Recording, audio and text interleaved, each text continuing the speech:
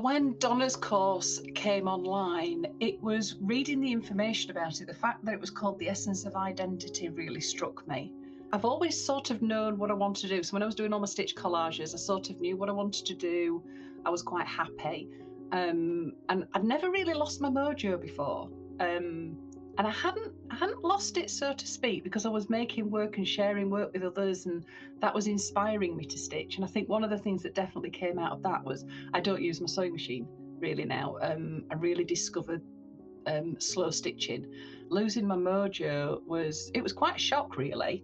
I'm quite an organised, motivated person. I generally know what I'm doing all the time, and suddenly not having a plan and a direction. I think it was in 2022, Donna Watson's course appeared, and I started reading about Donna's work and finding about what Donna had been doing.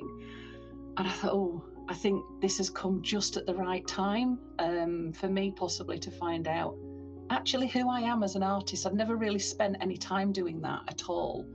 Once you've found your foundation and like the core of who you are, you can then apply that to other things. Because I think what I've done and what I notice people do when they go on workshops is they go on workshops and they try and do the work of the artist and how that artist works, and they sort of forget to put themselves in it.